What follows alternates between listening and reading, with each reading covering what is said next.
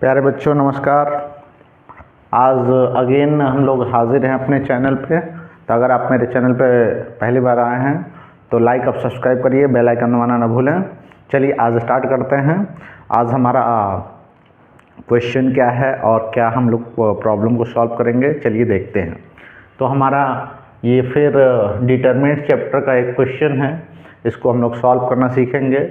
कि लिखा है solve the equation by matrix rule. Matrix rule से इसे हम कैसे फाइंड करते हैं और मैट्रिक्स रूल है क्या, तो ये क्लियर हो जाएगा। तो हमारा इक्वेशन आज का क्या है, 2x + y = 6 and 3x - y = 8। तो ये 2 वेरिएबल्स का लीनियर इक्वेशन है और इसको हम लोग मैट्रिक्स के मेथड से सॉल्व करते हैं। आइए स्टार्ट करते हैं। इसे सॉल्व किया जाए। हमारा जो इक्वेशन है, इक्वेशन 1 और 2 लिखेंगे। Equation 1 and 2 can be expressed as, हम लोग इसको एक्सप्रेस कर सकते हैं, एक्सप्रेस एज ax = b।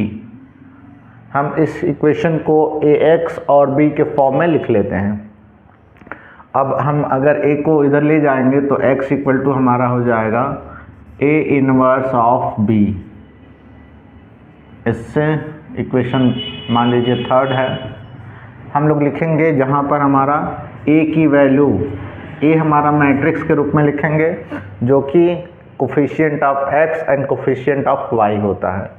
तो यहाँ पर हमारा 2 पहला कोफिशिएंट है, यहाँ पर 1 है तो यहाँ लिख लेंगे 1 और फिर इसको लिख लेंगे 3 और फिर यहाँ पर कोफिशिएंट -1 है।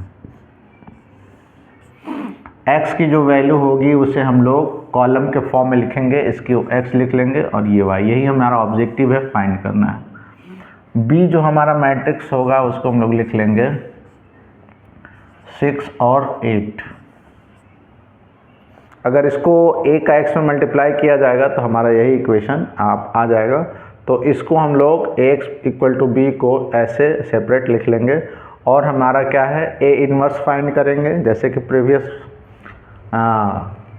क्वेश्चन में या प्रीवियस वीडियो में हमने पढ़ा था कि a इनवर्स कैसे निकालते हैं। तो a इनवर्स निकालेंगे यहाँ पर और b को मल्टीप्लाई कर देंगे तो हमारा x की वैल्यू फाइंड हो जाएगा। चलिए आइए जानते हैं।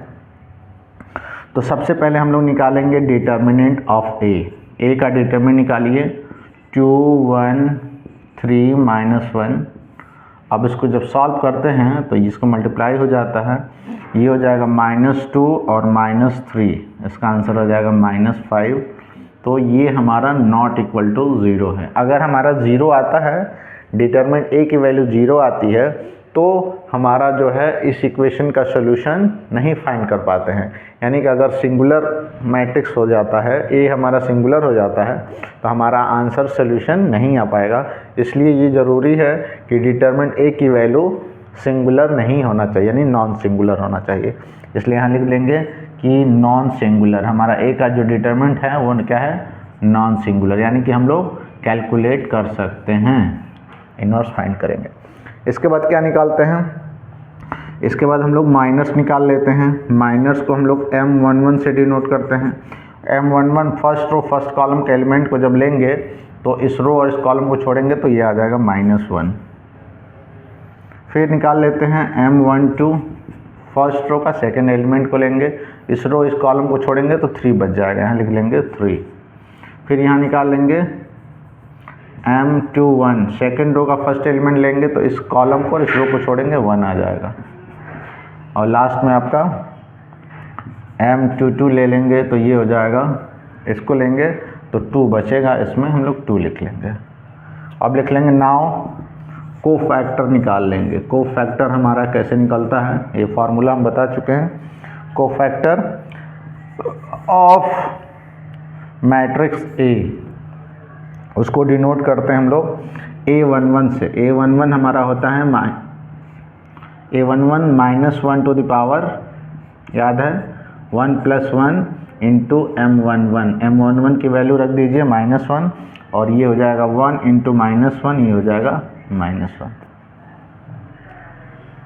आगे निकालते हैं A12 -1 का पावर 3 हो जाएगा M12 की वैल्यू रख दीजिए, ये हो जाएगा -1 इंटू M12 की वैल्यू आया है 3, तो ये हो जाएगा -3। आगे निकालेंगे, यहाँ निकाल लीजिए A21 जब लेंगे तो हमारा फार्मूला हो जाएगा -1 का पावर 3 और यहाँ M21 की वैल्यू देखिए आप आया है 1, ये हो जाएगा -1 इंटू 1, ये हो जाएगा -1।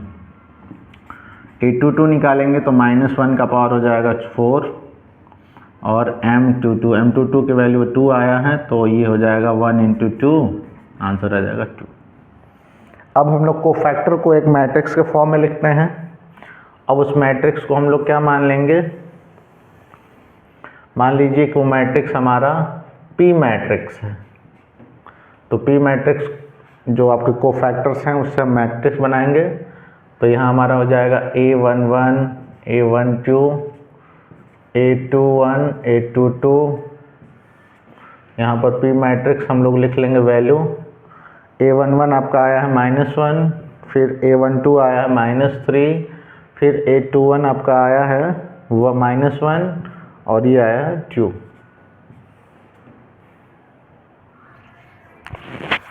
फिर क्या करते हैं, जो P मैट्रिक्स आया इसका ट्रांसपोज करेंगे तो एडजॉइंट A आ जाता है। एडजॉइंट शॉर्ट में ADJ लिखते हैं, एडजॉइंट ऑफ A, ये हो जाता है। इसको ट्रांसपोज कर देंगे, ट्रांसपोज माने रो को कॉलम में लिखना होता है। ये हो जाएगा हमारा -1 -3 -1 2।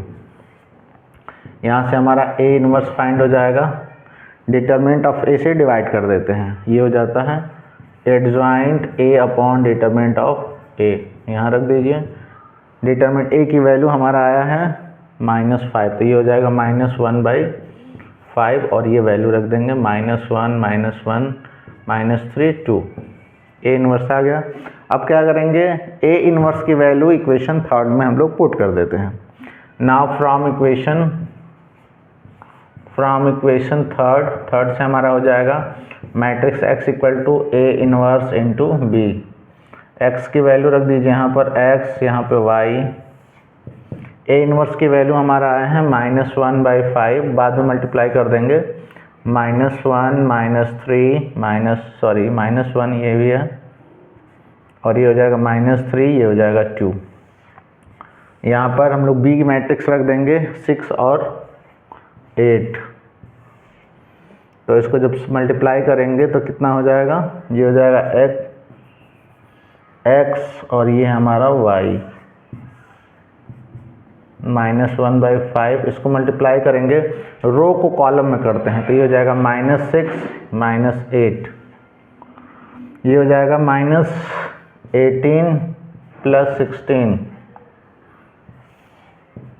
इसको लिख देंगे, ये हो जाएगा -14, तो -1/5 से मल्टीप्लाई कर देंगे तो ये हो जाएगा 14/5। ये हो जाएगा आपका 18 में से 16 हटा दें -2, ये हो जाएगा 2/5। तो हमारा x का आंसर आ जाएगा, x इक्वल टू हो जाएगा 14/5, y इक्वल टू हो जाएगा 2/5। ये सॉल्यूशन आप इसका आंसर आ जाएगा। आप चेक करना चाहते हैं तो यहाँ वेरीफाई कर लीजिए, वेरीफाई भी कर सकते हैं कि हमारा वेरीफाई।